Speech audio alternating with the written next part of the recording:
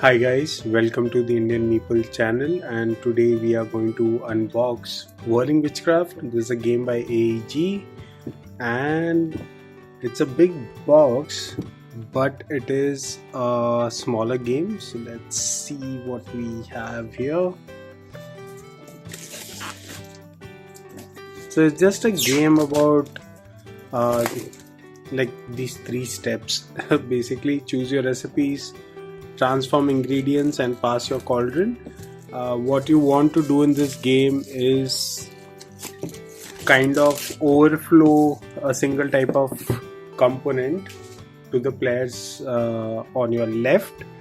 So this is a passing game, so if you're playing 2 players, then that's easy because you're passing to each other. But if you're playing a 3 or a 4 player game, it basically depends on how well the other people are playing, because if they are not playing good, then you don't have a chance to win.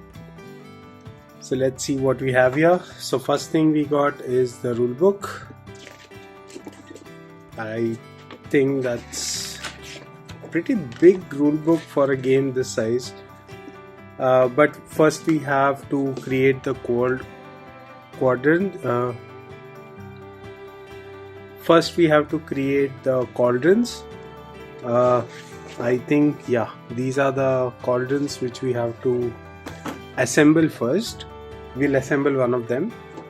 Then we have the different boards, the different recipe cards, personality cards, and just how to play each card, and just give some clarifications as well. That's the rule book. Let's see what we have here.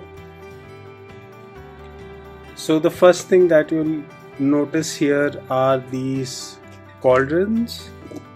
So let's get them out. I'll just try to assemble one of them. Seems easy enough.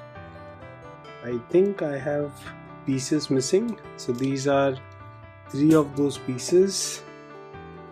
We have some smaller tiny pieces within this, so I don't know how to get them out. Okay, so as you can see, there are smaller pieces inside. Let's get them out.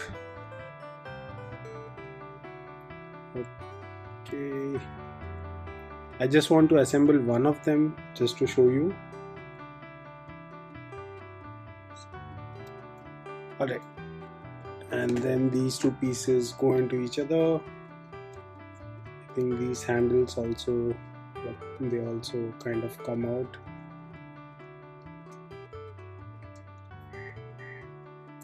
So this doesn't actually, this is not needed in the game. You could have just passed along like on a tray or something. This is just, I would say, a gimmick for this game, but it's a pretty nice gimmick because it looks so good. So we set that up. Next we have to get the center part in, so we do that, and then finally the outer rim. So if we push that in, and this should create a nice little, yep. So this is your cauldron that you will pass along to the next player, and you will put some of these cubes. That looks pretty nice. So it is a gimmick. You just need this one plate just to pass it along, but the gimmick is nice because the component is actually, the way it's built is really good, so I like that. Then we have these tokens. So we have 3 types of tokens. One is the book, one is the cauldron, one is the crow. They have different powers, and I would have preferred something bigger. These are too tiny, and I will have to move it along on a card. I would have preferred something chunkier to do that. But we have those tiny pieces. We have all these 5 cauldrons, and Then we have all the boards. So even the boards, I don't feel the boards are actually required. You can just count that you need 3 black or 4 white or 9 of the other ones, but it's just good design on the boards. 5 different boards, since you can play up to 5 players. And once assembled, these just go in the box like that. You don't need to disassemble it.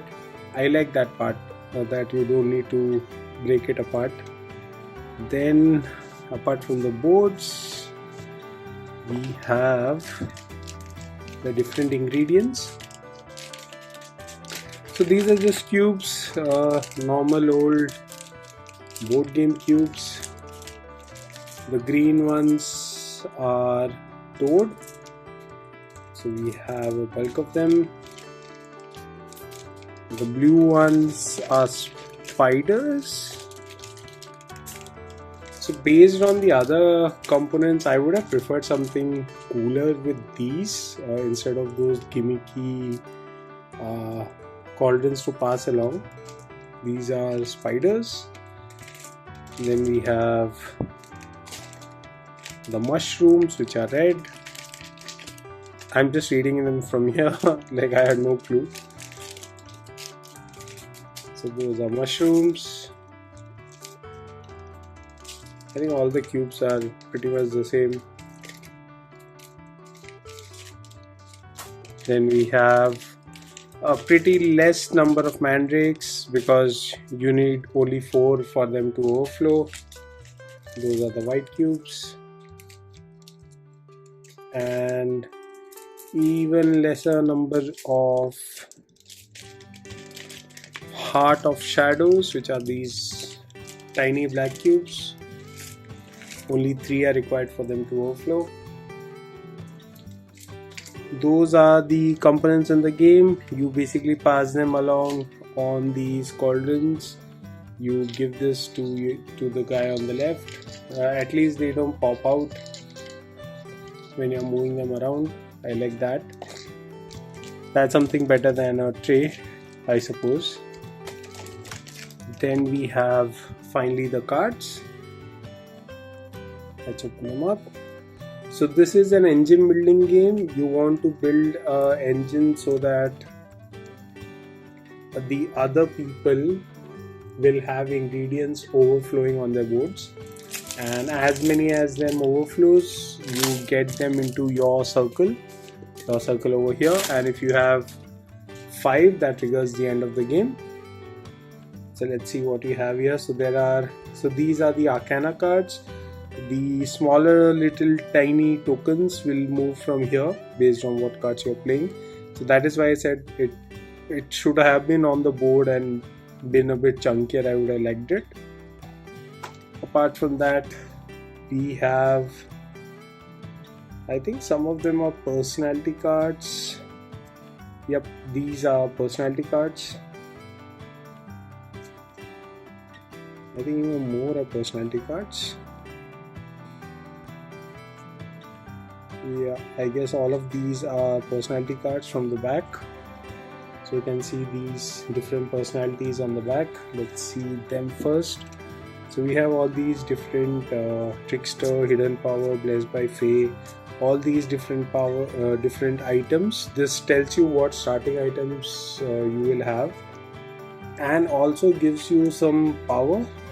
So before choosing recipe, discard this card to discard your hand and 4 new cards. So you can discard your cards and get 4 new cards. I think these are the basic ones in the game, and these other remaining ones are the unique personalities that you can have. And the artwork on this looks so good. These give you some certain powers to convert things, and these give you some powers. Once per turn you may spend 2 mandrake to trigger a book effect. So you have all these different unique personalities, the base personalities, And these are the engine building cards. You draw 4 at the beginning of the game, and you keep one and trigger the engine, and you can convert things, and whatever you convert actually goes on the cauldron and is passed along to the next player. So you have different powers with different arcanas on top, which helps you trigger different powers. So you have all of these with the different arcana tokens showing on the top, and wherever an arrow is shown, you can convert one to the other. So you can convert a blue to a mandrake here. You can convert so this is a special symbol where you can actually convert either a red to 2 blues, or you can convert 2 blues into a red or a green. So this S symbol means you can place it in any order and trigger it, but once placed you cannot change it. So that's kind of an engine building aspect there. So all of them will have the same symbols, same values. I didn't see anything different there. So this converts 4 into a 3 or 3 into a 4. If you have more frogs, then it makes sense to have something like this. But those frogs need to be passed from the player on your left. So that is how you should be thinking, that what you're getting you should be able to convert into something else. Otherwise you are going to overflow with a certain ingredient. So that is the game for Whirling Witchcraft. If you like this video, I want to see a gameplay, like us, subscribe and drop in a comment, and we will put up a playthrough video. Thanks for watching. Indian Meeple. Bye guys.